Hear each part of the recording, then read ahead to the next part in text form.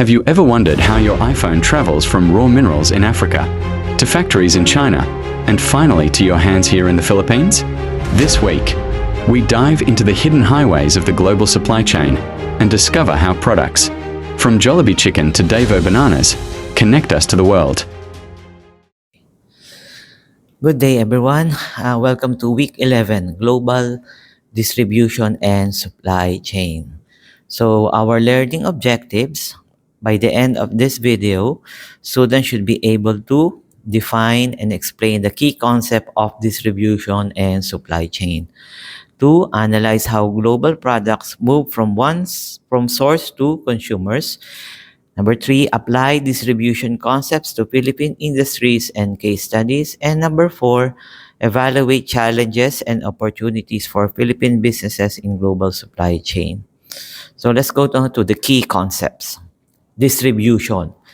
It is the process of making a product or service available for consumers. For example, San Miguel Brewery distribute beer across Asia through exports and local distributors. So if we put that in a simple context, for example, if you're a fisherman and your livelihood is to harvest fish from the sea, then how will you distribute your fish to the hands of the consumer? So you will use a lot. You will use a middleman. You will use some transport to deliver your produce to the market, to the wet market, and ultimately to the consumer. So distribution is the process. No, it's how you utilize resources and energy to distribute your product that you harvest to the hands of the ultimate consumer. So what is a supply chain? It is the entire network of organization, resources, and activities involved in producing and delivering goods. Example, Jollibee supply chain from local farmers, vegetables, chicken to commissaries and retail stores. So the supply chain is a point of view, to better understand it, is a point of view of a business owner. Then the business owner, for example, the bakery, before he come up with the bread, what is his supply chain? Meaning those network of organization that provides him resources and involves in producing and delivering the goods. So we have the sugar factory, we have the flour factory, we have the transportation business that delivers his raw materials to his bakery. That's what we call the supply chain. Then logistics, it is the detailed coordination of the movement and storage of goods. So example, LBC Express is a logistic leaders delivering packages domestically and internationally. Sometimes supply chain and logistics are mixed, but it is different. The supply chain is the entire network of the organization, resources, and activities involved in producing and delivering goods, while logistics is the movement, the movement and storage of goods. Okay, so let's go now to another core concept, intermediaries. This is the entities that act as middleman between producers and consumers. Example, we have wholesaler, agents, and distributors.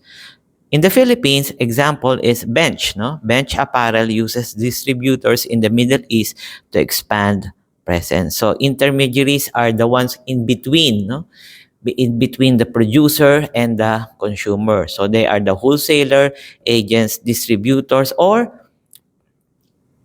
retailers. They are the persons in between, or institutions in between the producer and the consumer. So what is another concept? Key concept is channel of distribution.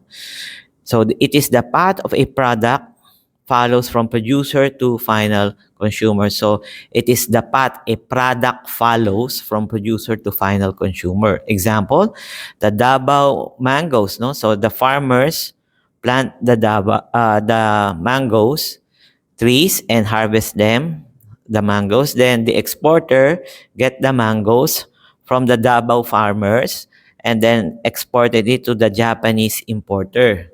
No, the Japanese importer now delivers the mangoes, the Davao mangoes, to the supermarket, ultimately to the Japanese consumers. So that is the meaning of channel of distribution. A note, no, note in the channels of distribution. If you will observe, if the produce goes directly to the consumer, it means it has zero channel. So the farmer or the manufacturer or the owner of the pabrika, okay, or then sells directly to the consumers or to another pabrika, we call B2B, business to business, or B2C directly, then you will observe there is no middlemen or intermediaries. No, it will benefit what? The consumers in terms of price, because there is no what added cost, no, because the intermediaries also are business people, or they have to be paid for their services. For example, a wholesaler and a retailer, both are very important to a consumer. So the purpose of a wholesaler is to break down the goods and give it to the retailer, for the retailer to make the goods more affordable in quantity to the consumer. But in turn, the retailer has to be paid in probably in terms of profit, so that his services for breaking down the goods, manageable goods to the retailer, that is his what? His reward. So if there is a lot of intermediaries, the added value is that there is what? There is a what you call added value for each intermediary. For example, a fisherman who harvests bangus will sell it to a wholesaler of bangus, and the wholesaler of bangus sell it to the retailer of bangus in the wet market. And the vendor there, the fish vendor, will clean the fish and chop it to nicely to manageable chunks to the desired cut of the consumer. So there is added value. The wholesaler or the transporter get the fish away from the sea, no, from the province near the seaside, and transport it, store it, safekeep it, clean it, and then deliver it to the retailer. And the retailer now will try to enhance the product, clean it again, chop it to nice portion for the consumer, for the consumer to easily cook the product. So there is some value added to the supply chain, but the downside is it increases the cost of the product, because there's a lot of transformation of the product. But if there is zero intermediary, I mean you get directly from source or from the farm gate, there is no intermediary, but you get the product at its low cost, very low cost, or the farm gate cost. Okay, I hope you get the idea. Then let's go now to e-commerce distribution, that is selling and delivering goods directly through online platforms. So it could be a business to consumer or business to business. So example is Lazada and Shopee or Temu. They provide small Filipino SMEs access to nationwide and global customers. So not only Temu or Shopee, but also TikTok Shop, no? They also have that, no? So that's an example of e-commerce. So what's the beauty of e-commerce? If you're a business owner, you don't need to pay rent, and it's easy to sell online because you don't have any brick or mortar. So, and your audience is there, no? You are not confined in a certain locality. If you have a store, the only trading area is where your store is located. But if you sell it online, the market is that entire internet e-commerce space. Now let's go now to the flow of global supply chain. So the raw materials, it is sourced from countries rich in natural resources. Example, nickel from Surigao is exported to Japan. So we have rare earth, no? This rare earth is used in a lot of semiconductor, no? So it's usually found everywhere it's found, but they say it's so difficult to what to produce. It's not really rare, no, but it's the thing is that it's so hard to refine this rare earth, no? And usually China has developed this industry of refining rare earth. Another one is manufacturing, okay, assembled in industrial hubs. Example is semiconductors in Laguna Technopark exported worldwide. Though the semiconductors that is found in Laguna Technopark is exported worldwide. So raw materials, manufacturing. Next is distribution centers and warehousings. Goods stored before moving to markets. Example, free zones in Subic and Clark serve as logistical hubs.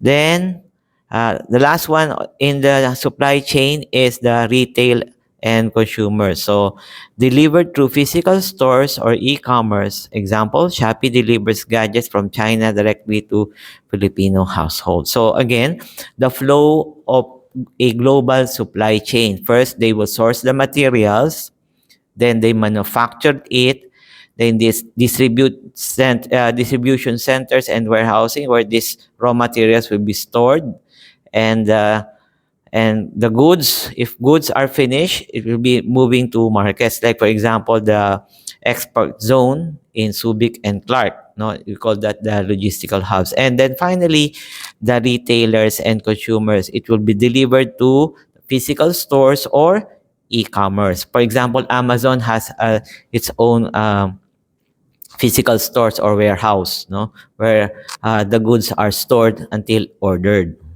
Okay, then let's have a case study. The iPhone supply chain. Now let's analyze the iPhone supply chain. So again, so what are the components of making an iPhone? We have the rare earth elements from Africa and Asia. So these are the materials. Then these rare elements and other components of the iPhone will be what? Manufactured in Foxconn. It's a factory. The name of the factory that manufactured that, Foxconn, it's located in China. Then it will be shipped globally by sea and air. So this is a distribution. Then finally, the Power Mac Center.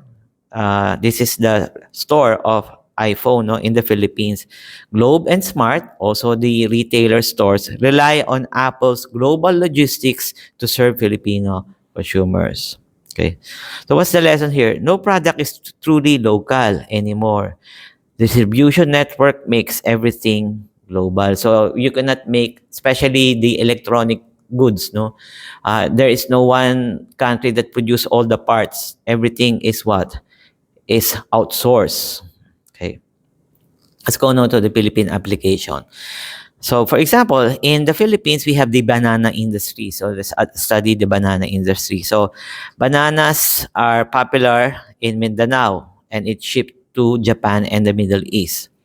Now, the distribution involves the farmers, then the exporters, then the global distributors, then to the foreign supermarkets. Now, what is the challenge?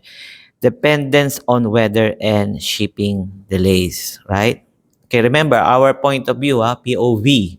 Our POV is that we are studying global trade. So it's so difficult. Now, even if you really have all the shipment there is in the warehouse, but the weather and it's not favorable, so it will be delayed. No, and it's also so expensive if you hire an airplane. No, so talagang it's really ang talagang major transportation that they use is ship, by a ship.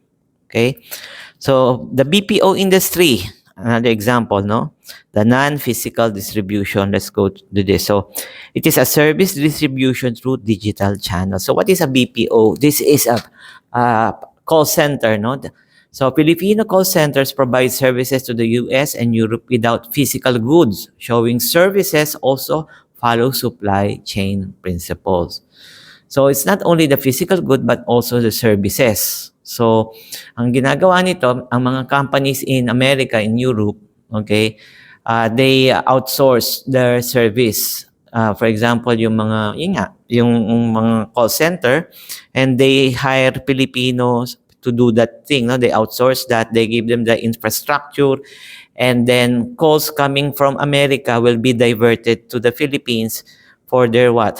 For their inquiries or problem. For example, credit cards and things like that. No, and then the Philippine call center, upon getting all the details and the problems and the queries, will be shooting out the problems to the main office. So they are this is what we call a non-physical distribution.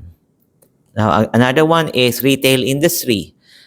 SM and Robinson import foreign goods and distribute nationwide using logistical hubs. Example, imported chocolates from Europe is distributed via SM hypermarket. So in the retail industry also, from abroad, foreign companies export their goods and they choose, example, SM, Robinson, or Landmark, and they use them as their as their retail outlet. Okay. Challenges in global distribution. Okay, one is the infrastructure issues. So in the Philippines, the ports and traffic congestion delay the movement. What is another challenges in the Philippines for global distribution is what we call trade barriers. Tariff and customs regulation can slow distribution. Okay, another one is global shocks like COVID-19, oil price hike, and conflicts disrupt supply chains. So we have the war in Ukraine. As we all know, Russia is the major exporter of oil, but one of the major exporters of oil, but Russia now is being sanctioned. That's why the oil market has a lot of volatility. Another challenges in the global distribution is the technology gap. Digital logistics systems are still developing locally. So it's not minsan yung bakit mahina ang internet connection, but yung ibang province natin sa Pilipinas mahina yung connection or slow yung connection. These are the things. So again, the challenges in global distribution, okay, we have the infrastructure issues, trade barriers, global shocks, and technology gaps. Okay, opportunities for the Philippines in global distribution. Again, we have strategic location in Asia, makes it potentially logistic hub. So we have strategic location. If you know, the Philippines is in the middle of Asia. So pwede tayong maging parang center of logistics. Another one is growth of e-commerce. It creates demand for faster delivery. So doon tayo nakaangkla, If we are the center for logistic hubs, we could ride on the growth of e-commerce because it creates demand for faster delivery. Next is the free trade agreements, like ASEAN Trade in Goods Agreement, enhance cross-border distribution. So yun nga ginagawa ng government natin. We try to sign trade deals that will benefit the entrepreneur or businesses in the Philippines. And the next one is the rise of green logistics. That is sustainability pushes for eco-friendly practices, like example, solar-powered warehouses, electric delivery fleets. So these are the opportunities. Now let's have the class activity. This is a thought bubble. Okay, pick a Philippine product. Example, dried mangoes, banana chips, or handicrafts. Then trace its supply chain from raw materials to international consumers. Then identify which part of the chain is most vulnerable to disruption. Again, class, we have a thought bubble, an exercise, You pick a Philippine product, example, dried mangoes or banana chips or handicrafts. Then trace its supply chain, meaning to say from raw materials to international consumers. From the farmers to the field to the industry, then until it reaches the foreign consumers. Then, identify which part of the chain is most vulnerable to disruption. Okay? Now, for summary, let's go to the lecture summary. Distribution and supply chains are the lifelines of international business. Philippine companies from bananas to BPO are part of global networks. Effective logistics and supply chain makes local products competitive abroad. And global distribution teach the importance of resiliency and adaptability. So again, I hope you learned something and see you on the next session. Thank you for watching.